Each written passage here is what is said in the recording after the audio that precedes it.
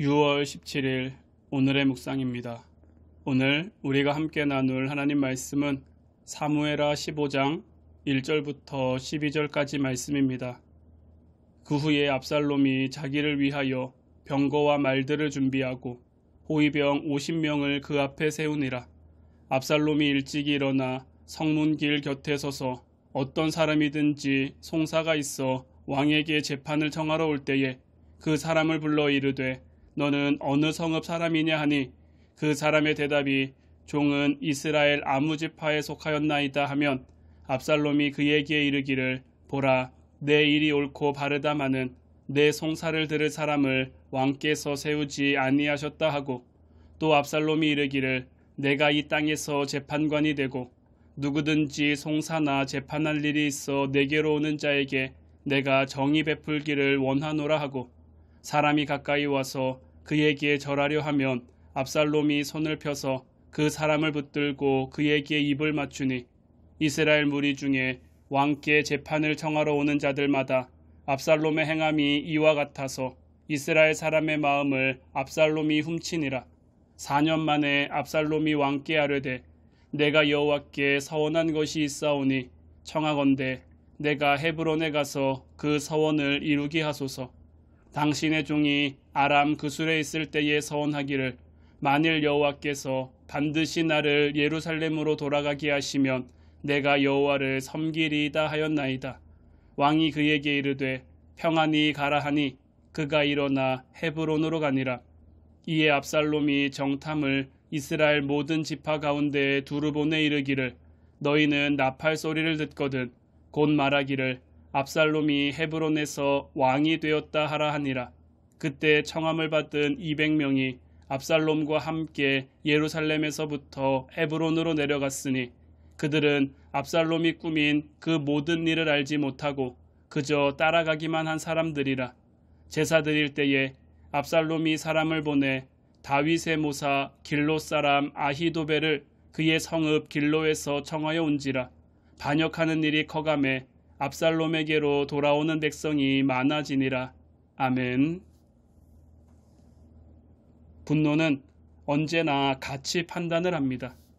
데이비드 폴리스는 그의 책 악한 분노, 선한 분노에서 내가 중요하게 생각하는 것이 잘못되고 있다고 생각할 때 사람은 분노한다고 말합니다.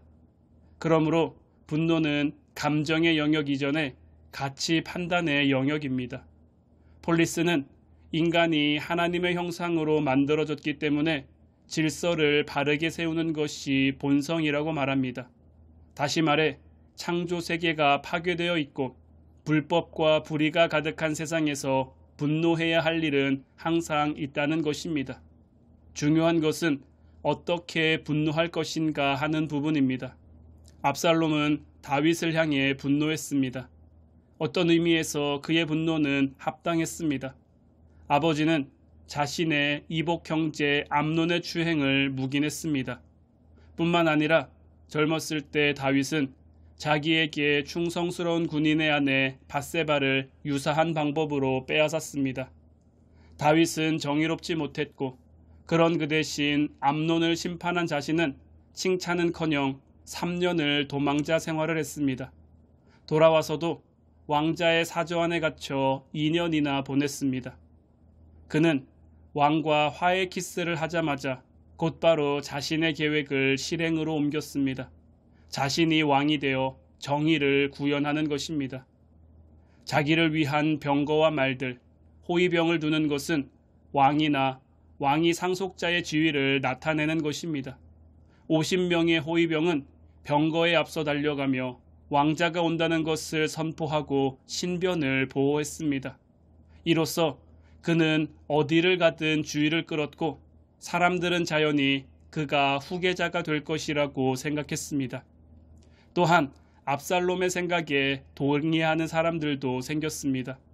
저마다 다윗에게 손해를 봤다고 생각하는 사람들입니다.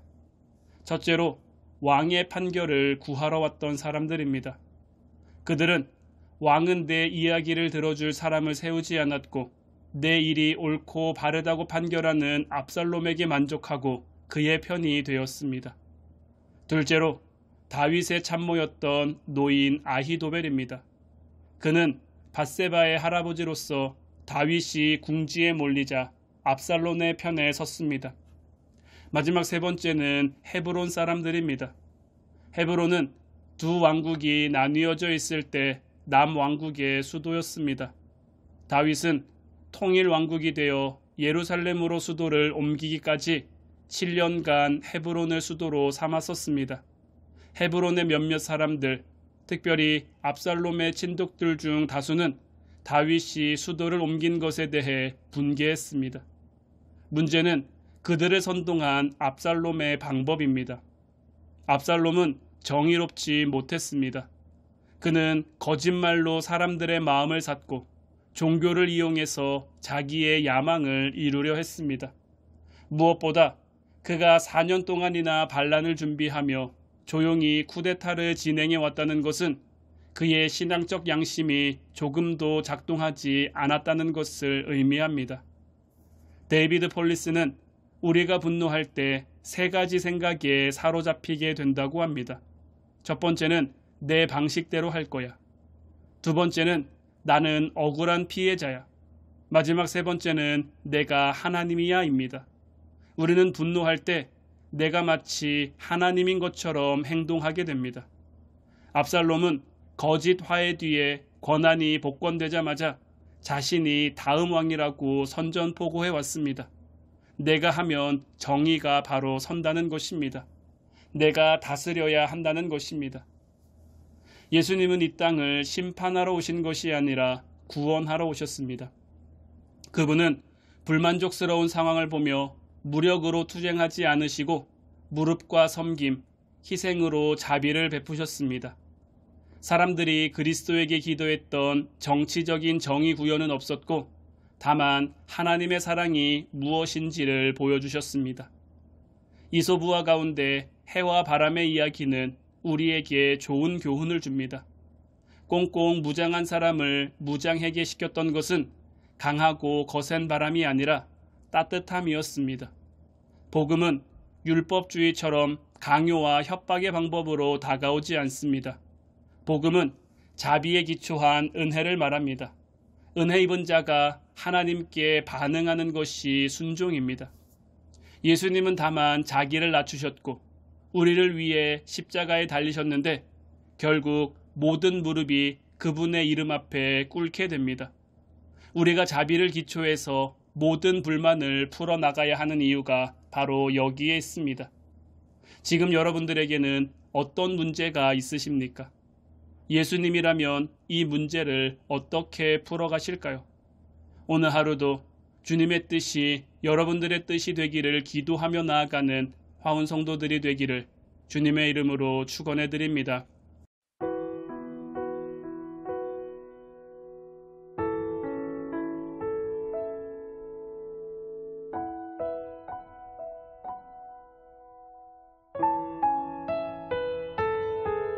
주님 내 길을 잘 아시고 내 걸음 아시네.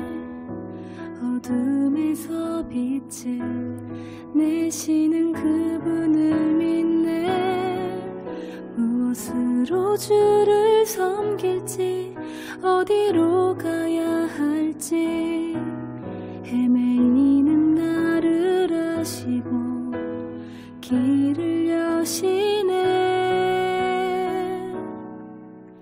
내 삶은 주의 것, 내 삶은 주의 것, 온전한 신뢰를 주께 드리네.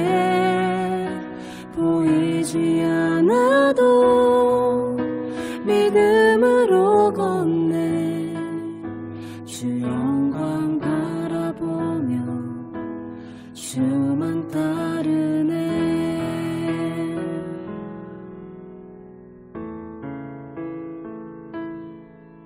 내 영혼의 닻이 되시는 예수를 의지해.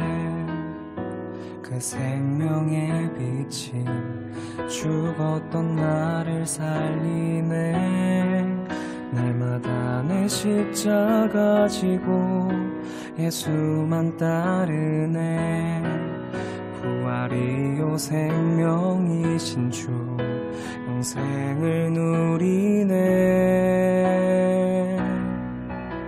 내 삶은 주의 것, 내 삶은 주의 내 삶은 것, 주의 것 온전한 신뢰를 주께 드리네.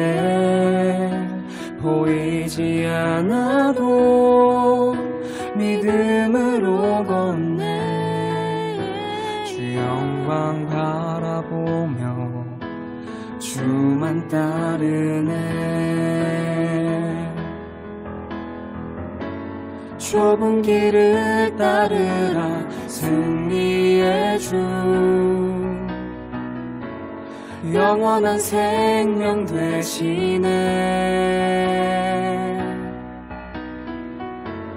고난 중에 순종을 배워가며 너의 모든 삶 맡겨드리라.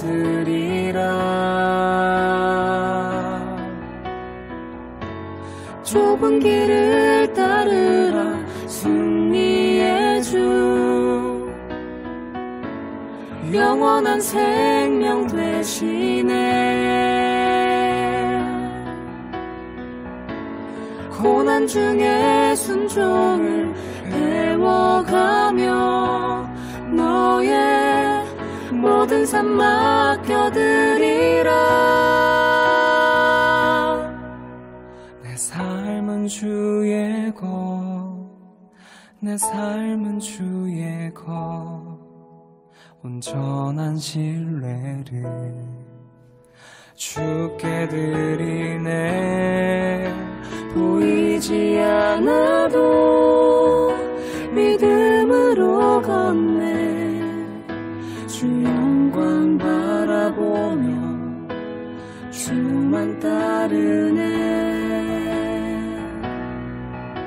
보이지 않아도 믿음으로 걷네. 주 영광 바라보며 주